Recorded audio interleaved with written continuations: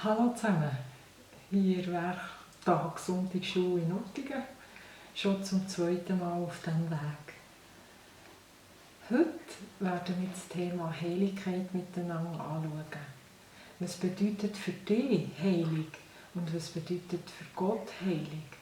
Und wie reagierst du in welchen Situationen, wenn verschiedene Personen in den Raum hineinkommen? Und vor allem, wie reagierst du, wenn du Gott hörst oder siehst? Wie würdest du reagieren, wenn du in Gottes Gegenwart würdest kommen? Es gibt so verschiedene Beispiele. Der Mael, den ihr werdet sehen im Video, hat zum Beispiel gesagt, für ihn sei die Polizei heilig. Weil dort führt er sich ganz anders auf. Wenn ein Polizist erscheint oder wenn ein Feuerwehrmann erscheint, fühlt man sich ganz anders, als wenn einfach ein Bettler vor ihm steht. Oder zum Beispiel, wenn eine Brut erscheint vor ihm mit einem wunderschönen Hochzeitskleid. Wie begegnest du dieser Brut und was möchtest du am liebsten in diesem Moment? Wie möchtest du dich am liebsten zeigen? Oder was mir auch in den Sinn kam, ist der Sammy Klaus. Beim Sammy Klaus, den habt ihr alle gern, weil der bringt euch gute Sachen. Das ist vielleicht auch ein bisschen zum Vergleichen mit Gott, weil Gott bringt euch auch gute Sachen. Und ja, ihr habt ihn alle gern und ihr möchtet euch gut aufführen vor dem Sammy Klaus. Aber gleich habt ihr ein bisschen Ehrfurcht, auch ein bisschen, scheint ein bisschen alles damit. Was sagt ihr echt Gutes über mich? Und bei Gott ist es eigentlich ähnlich. Der Gott, der hat euch geschaffen. Ihr seid seine Königskinder. Und er liebt euch so fest. Und er setzt euch eine Krone auf. Jeder einzelne von uns setzt eine Krone auf und sagt, du bist mein geliebter Königskind. Und jetzt möchte ich euch ermutigen, in der nächsten Zeit, wenn ihr in die Schule geht oder in den Kindergarten geht, umzuschauen, ob ihr die Krone von eurem Gespendli auch seht. Wo ist die Schönheit von meinem Gespendli? Und vielleicht auch bei diesen Kindern schauen, die ihr nicht so gerne habt. Weil Jesus, unser himmlischer Vater, hat auch diesem Kind eine Krone aufgesetzt. Und das liebt das Kind genau gleich wie dich. Und wir dürfen die Krone im Gegenüber erkennen. Und Gott ermutigt uns auch dabei, erkennt euer Gegenüber und liebt euer Gegenüber. Liebe meine Feinde, liebe deine Feinde.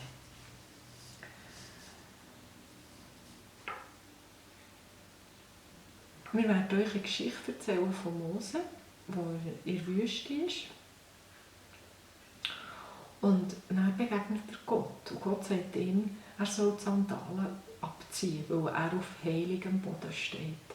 Und ich finde das so genial, dass er in die Gegenwart Gottes darf treten mit einer so einfachen Aufgabe. Einfach die Sandalen abzuziehen. Und das ist eine Aufgabe, das können wir alle lösen. Schuhe abziehen, wenn wir in die Stube reinlaufen, dass wir nicht alles verdrecken. Und Gott möchte Mose wie rein machen und sagt, du die Schuhe abziehen, dann darfst du in meine Gegenwart, in meine Heiligkeit, auf meinen heiligen Boden kommen.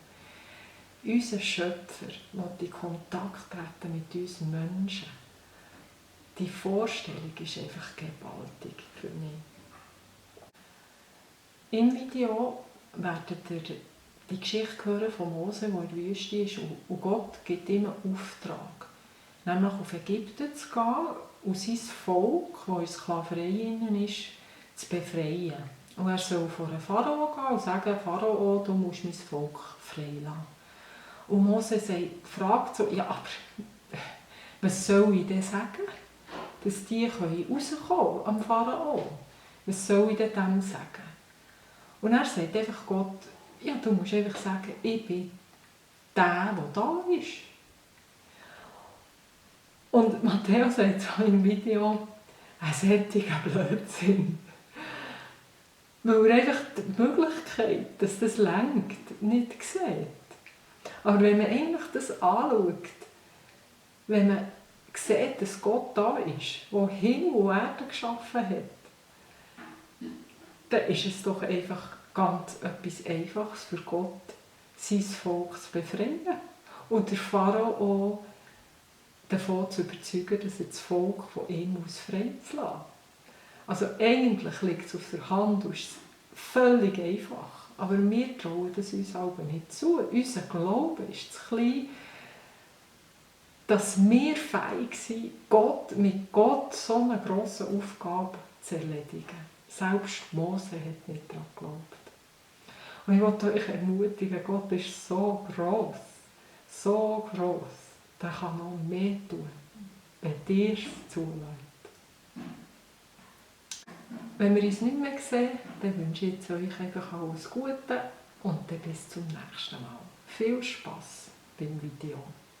Tschüss zusammen. Da ist noch ein Puzzle, das wir zusammen kreiert haben.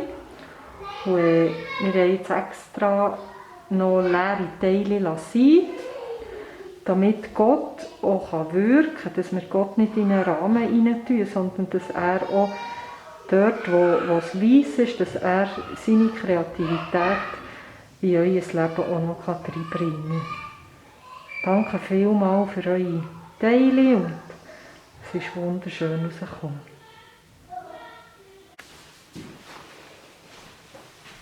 Also, Gottes Liebe ist so wunderbar.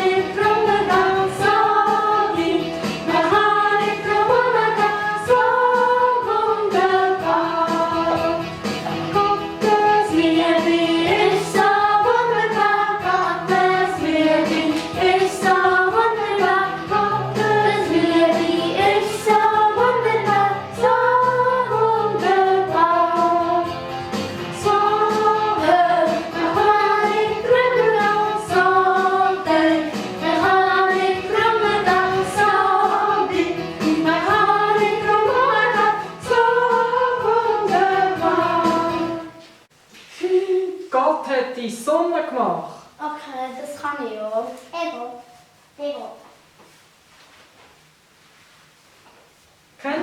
Kennst du die Bewegungen, Matteo?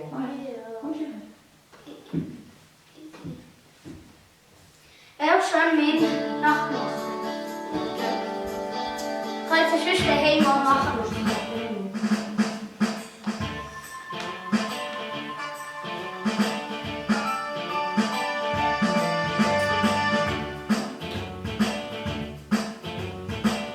Gott hat die Sonne gemacht.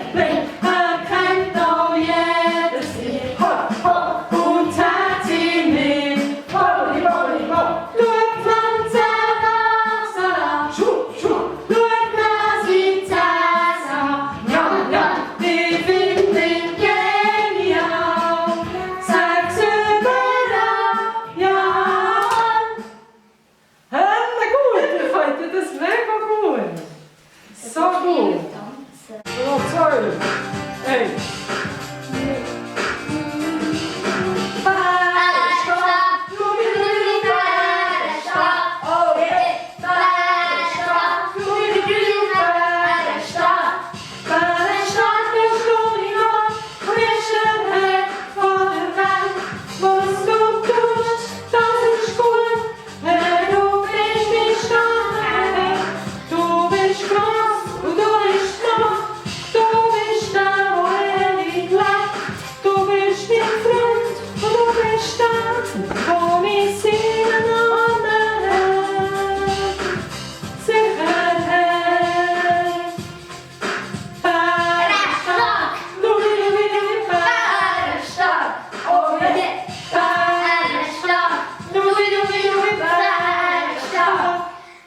Hey, das ist super! Hey, so gut seid ihr da und ich freue mich, dass alle da sind und zuhören und dass wir Gott dürfen ehren und anbeten. Und ich möchte mit euch anschauen, was denn für euch Heilung bedeutet oder Respekt oder Liebe oder Annahme, was das bedeutet für eure Familie. Und was ist euch wichtig in einer Familie? Was ist euch wichtig in der Familie? Beispielsweise nicht streiten. Ich tue es aber wiederholen, dass diese... Wieso sollte man denn nicht beten? Das ist nicht schmecklich. Wie? Das ist nicht schmecklich. Sonst tut man den anderen die Ohren weh. Oder nicht? Wenn man betet. Und was denn auch? Was ist wichtig in der Familie?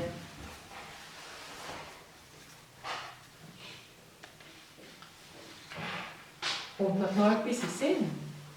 Was habt ihr so für Regeln daheim? Nicht aneinander trauen.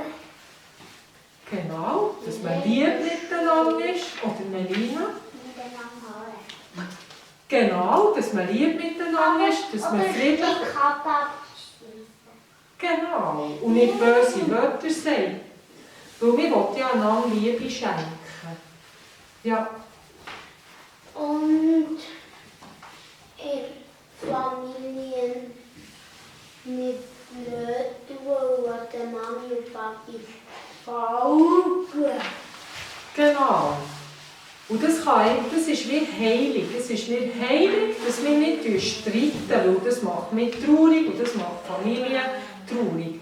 Und so ist, wenn Gott uns begegnet, das ist wie eine Herrlichkeit, seine Herrlichkeit oder Heiligkeit begegnet, dass wir ihm auch mit Respekt und Liebe begegnen. Wie würdet ihr euch fühlen, wenn eine Prinzessin oder eine Königin hier in diesen Raum hineinkommen? Wie möchtet ihr dieser Prinzessin begegnen und vor allem begrüßen? Wie würdet ihr die Prinzessin oder die Königin oder den König begrüßen? Matteo. Auch alle Hallo, schön, dass ihr da seid und was wollt ihr von uns? Sicher mal begrüßen, du würdest sie nicht einfach ignorieren. Das wäre nämlich nicht lieb, wenn jemand zu Besuch kommt. Und was würdet ihr noch wollen, wenn jemand zu Besuch kommt, der so bekannt ist? Vielleicht habt ihr jemand anderes, wo ihr denkt, wow, wenn eben Anna und Elsa zum Beispiel Königin, wenn die jetzt da reinkommen, wie würdet ihr denen begegnen? Ja. Zum Beispiel wieder so wie der andere. Hallo, schön, dass ihr da seid. Was wollt ihr von uns? Wollt ihr von Kaffee? Oder wollt ihr etwas erzählen? Oder weiss doch nicht noch was? Und jetzt ist es so noch, die sind ja meistens sehr, sehr Oder schön was gekleidet. trinken. Die kommen alle in einem Ballkleid und haben angenehme Bewegungen und alles ist wirklich ganz, ganz schön, auf Schönheit ausgelegt. Wie möchtet ihr denn sein, wenn ihr diesen Leuten begegnet, die so schön sind, schöne Kleider? Ja. Nur mal zum anderen zurück, dass hallo, dass ihr da seid und schön, dass ihr da seid. Was wollt ihr von uns? Und wie schön, dass ihr euch verkleidet. Ihr habt mega schöne Verkleidung. Genau, unsere Mema. Dass man auch einen Kaffee trinken kann, wo es ins Wasser trinkt. Genau. Also was ich möchte mich auch schön anlegen. Ich möchte auch jetzt nicht mit fleckigen Kleidern diesen schönen Leuten begegnen. Und ich möchte jetzt auch nicht unbedingt denen im Pyjama begegnen, sondern ich möchte mich schön rausputzen. Und ich würde auch so staunen von dieser Schönheit, dass ich jetzt auch nur die Schönheit von mir zeigen möchte. Und ich habe jetzt heute jemanden eingeladen, nämlich Frau Friedenfürst, die euch die arbeitet in einem Schloss, bei einem richtigen König und mit einer richtigen Königin. Und die tut jetzt euch aus ihrem Alltag schildern, wie ihre Regeln sind. Und Frau Friedenfürst, oder quasi König und Königin, hat euch nämlich zu sich ins Schloss eingeladen. Aber dass der Aufenthalt gut rauskommt, müsst ihr die Regeln kennen von diesem Schloss. Und Frau Friedenfürst ist nämlich eine Dienerin von König und Königin und die weiss haargenau, was König und Königin gerne hat und tut euch das jetzt erklären. Also, Ja, Frau Friedenfürst, kommt um. Grüße, Frau Birker. Merci vielmals. Schön seid ihr da. Dann ziehe ich mich zurück. Salut, Kinder. Salut, Frau Friedenfürst. Schön seid ihr bei mir im Schloss. Du bist Und so schön, wie ihr brav hier höckeln, das gehört sich nämlich. Schön, anständig, schön still sein im Schloss, nicht rumpägen. Und wenn ich etwas serviere, wenn ihr etwas zu trinken möchtet, kann ich euch gerade zeigen, wie man das macht. Schön leise durchs Schloss, ihr dürft schon mithelfen. So. Leise und langsam gehen wir durchs Schloss. Wir springen nicht springen, wir springen nicht rumgeissen.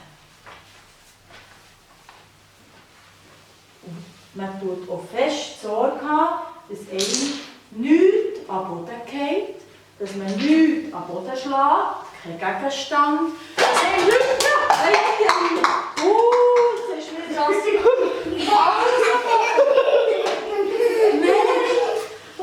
Oh, Kinder! Das sollte eben nicht passieren, da muss man schnell wieder... Dann tut man es dann schnell zusammenwischen. Genau, wieder zusammennehmen, ja genau, zusammennehmen. So. Ich tue das mal ein bisschen auf die Seite. Wenn man jemanden trifft im Schloss, tut man das ganz anständig begrüßen. Man tut sich verbeugen. Guten Tut doch das auch gerade üben. Wie Könnt tut ihr man das auch, ja?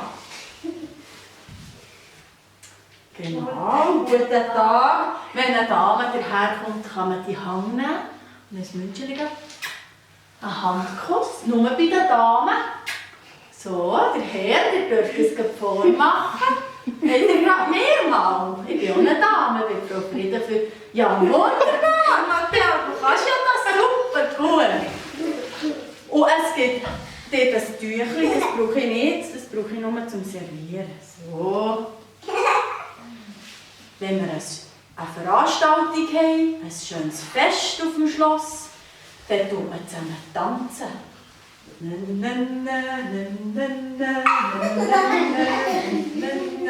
Oder Geige spielen, so.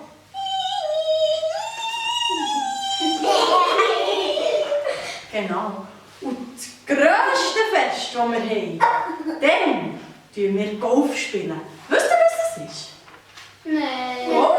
Dann hat man einen Schläger, ein Bauli und ein Loch.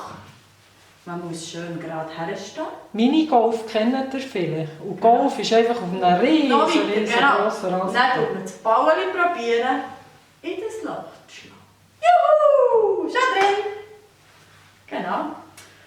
Und etwas ganz Wichtiges. Was, Matteo? Und wie kann man das Bäuerli wieder Das kann man wieder aus dem Loch nehmen. Gell? Dann kann man weiterspielen. Ja, das kannst du mit daheim wieder rausnehmen.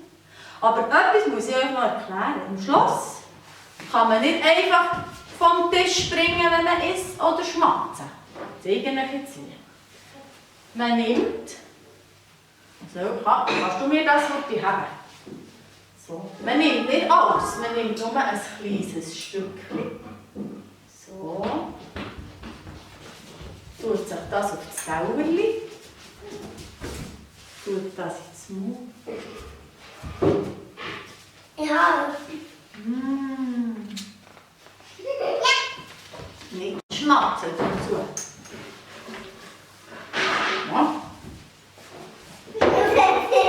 Ja.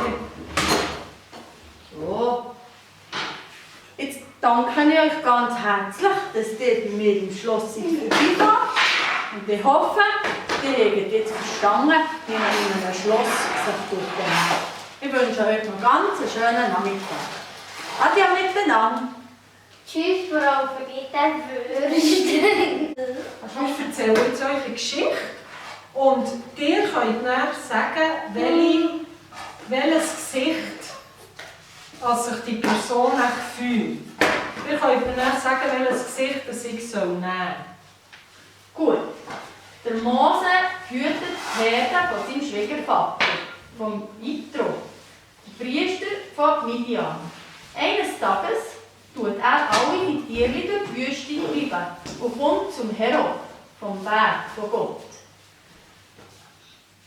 Da kommt der Engel vom Herrn in einer Feuerflamme, die aus einem Dornbusch rausschlägt. Der Mose sieht das, dass der Busch voll Flammen ist und voll in Flammen steht. Aber der brennt nicht. Und welche Emotion, wenn jetzt der Busch voll Flammen steht, welche Emotion? So, ja, Elina, zeig dir.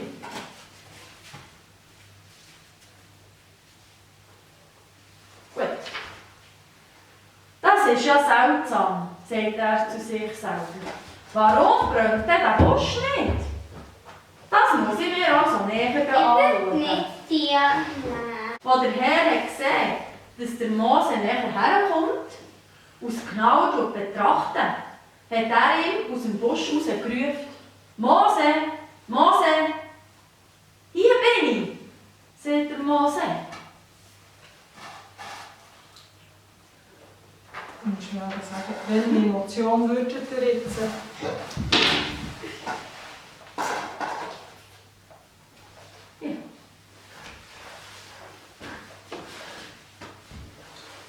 Komm nicht näher, sagt Gott ihm. Tu deine Sandalen abziehen, weil du auf heiligem Boden stehst.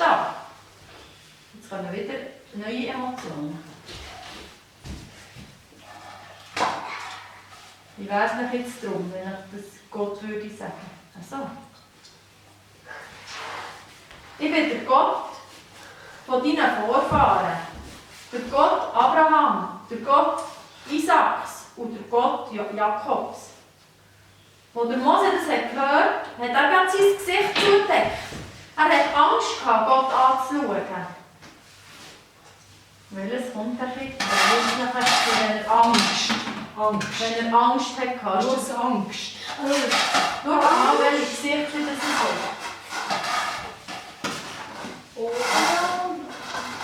Genau, schau mal dort, der Angst hatte.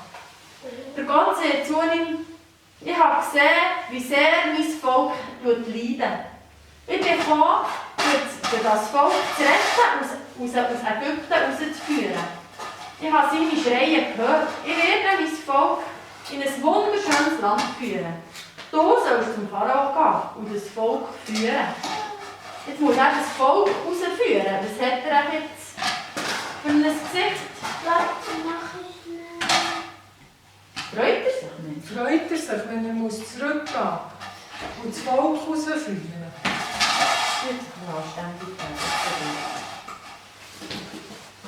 So ist sie. Oh. Der Mose war unsicher. Er fühlt sich nicht wichtig und begabt genug, um das zu machen. Der Gott wird ihn beruhigen. Ich werde bei dir sein. Wir sind jetzt ins Mut. Wenn ich Gott sehe, ich bin dann wieder. Ja, genau. Ich bin bitter, sagt Gott. Ich werde bitter sein. Das ist anstrengend. Genau. Aber der Mose hat gesagt, wenn ich zu den Israeliten gehe und ihnen sage, der Gott, von euren Vorfahren, hat mich zu euch geschickt. Und sie mich dann fragen, wie heisst denn der? Was soll ich denn denen sagen? Gott hat ihm gesagt, dann tust du ihnen sagen, ich bin der, der ich bin. Sag ihnen einfach, ich bin. Und der hat mich zu euch geschickt. Wie würdet ihr das jetzt?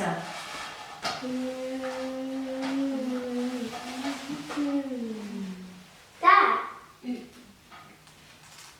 Wenn die einen Auftrag bekommen, Ja, dann kommst du besser gut. wenn die einen Auftrag... Ah. Oh. Das ist das Letzte. Genau. Aber ihr habt die Geschichte gehört von Mose in der Wüste. Und dann ist er ja... Wisst ihr noch, was passiert ist? Er ist ja irgendwie. Er hat Schäfchen gehütet. Ah ja, und dann ist man. Dann ist ein Busch verbrannt. Und dann Also- hat er Angst bekommen. Genau. Du sagst, das ist Angst. Ich finde das mehr Staunen. Das ist mehr Angst. Das dürfen wir auch Angst haben. Wie hättet ihr, Angst. wie wäre euer Gefühl gewesen in diesem Moment? Wenn ihr vor diesem Busch wäret gestanden, dann hat er gebrannt. Welches Gesicht wäre er für euch gewesen? Gestaunt. Ja, das kann natürlich auch sein. Ja. Nein. Ich hatte Angst gehabt. Ich hatte auch Angst gehabt. Ich hatte nicht Angst gehabt, weil ich habe gestaunt und dann werden plötzlich Ah, da. nein, er hat Angst gehabt. Ja gut, das ist auch möglich, gell? Ja, es ist so. Aber stimmt, du hast schon recht. Das staunt man also schon. Wenn ein Busch brennt und gleich brennt er ja gar nicht. Ja, Ja. das staunt man Ich habe schon. natürlich auch gestaunt. Ein bisschen die beide Ja. Und du, miteinander. Lena? Und du? Was ist? Was hättest du? Wenn du den Busch hättest gesehen brennen? Überhaupt. Auch beide. Ja, weißt du so, weil zuerst hat es sicher ein bisschen gestaunt. Ja. Und warum hat der Mose denn die Schuhe abziehen? Was hat ihm Gott gesagt? Weißt du schon?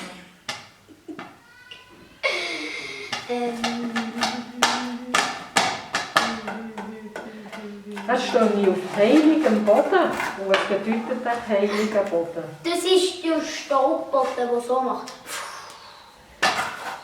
Heiliger Boden bedeutet ganz wertvoller Boden. Zur Ehre von Gott. Weißt du, wenn wir in die Stube reinlaufen, dann ziehen wir ja die Schuhe ab, dass es sauber bleibt, dass kein Dreck reinkommt in die Stube, oder? Aber die So.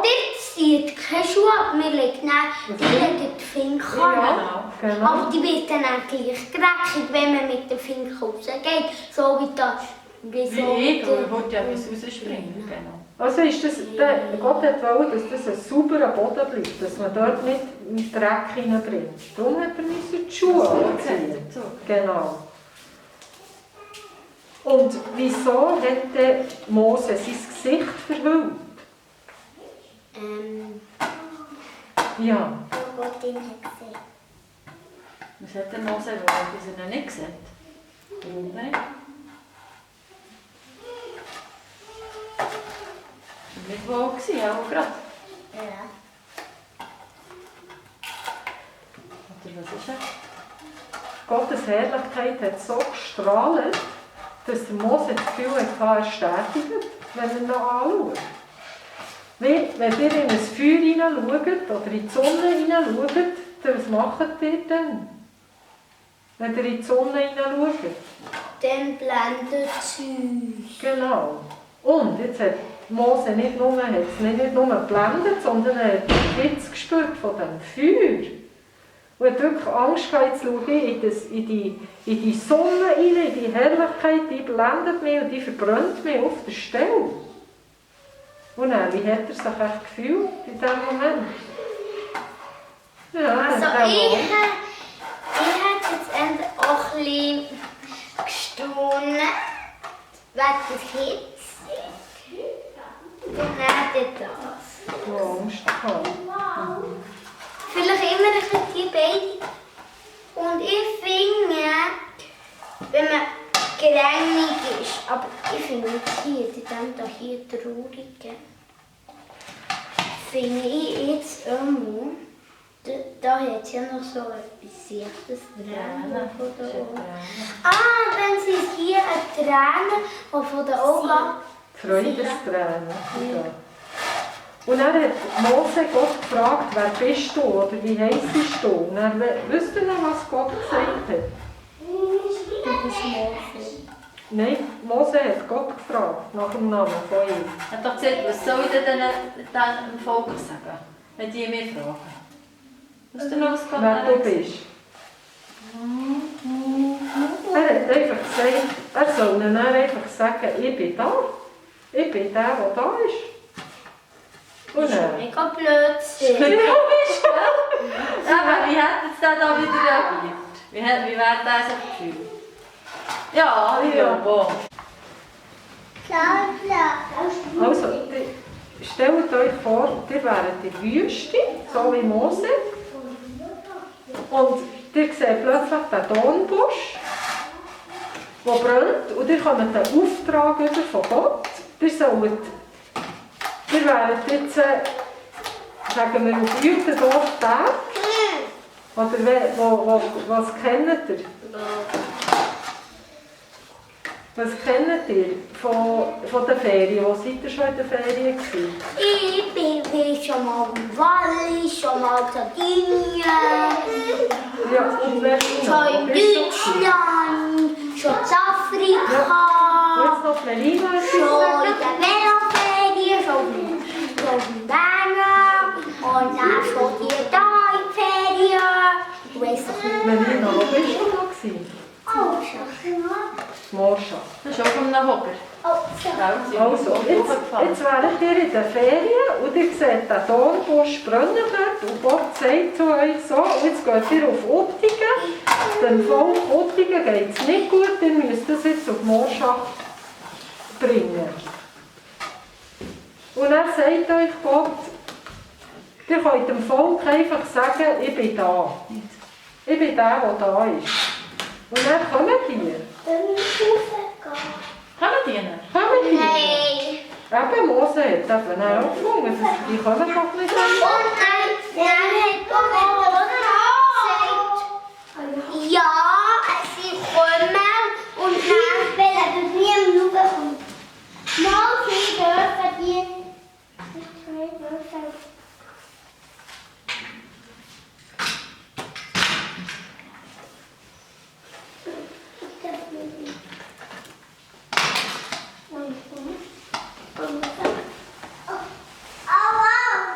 Also was denkt ihr, wäre das Volk Uttigen mitkommen, wenn ihr einfach her wäret und sagen, Nein.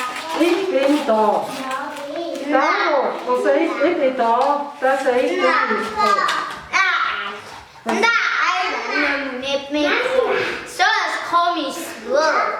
Ich sehe doch nicht, was der mit uns will. Schon, ja, gell? Da wäre die Eltern ein bisschen gestaunt, was der so meint. Ich hätte gerne so ein kleines misstrauisches Gesicht. Welches? Ja. Das da. Ja, Ich hätte sicher sehr ja. stark Ich wäre gemacht. aber noch nicht so traut. Gut, also, merci vielmals fürs Mitmachen und dann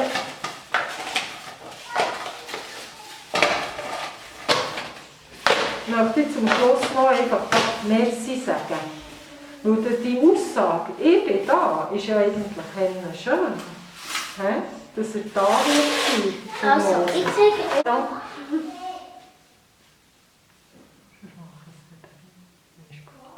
Danke, Jesus, für die Sonntagsschule, danke für die Geschichte von Mose, danke, dass wir staunen einfach auch. Dass Mose auch so hat können staunen und Ehrfurcht haben von dir, auf dem heiligen Boden zu stehen, dass wir dürfen auch lernen von dir, was du meinst, die Schuhe abziehen. Dass wir nicht Dreck bringen in die Herrlichkeit hinein. Dass du mit uns, so einen herrlichen Gott, mit uns in Kontakt kommen wie mit dem Mose. Danke, dass wir aber auch mit dir reden und wenn wir es uns nicht zutrauen, dass du uns immer wieder aufzeigst, dass du wirst bei uns sein, weil die Aussage, ich bin da, ist so wertvoll, das auch immer wieder zu hören. Danke vielmals. Danke für die Kinder und danke, dürfen wir das so miteinander teilen. Amen. Amen. Jetzt ist Zeit,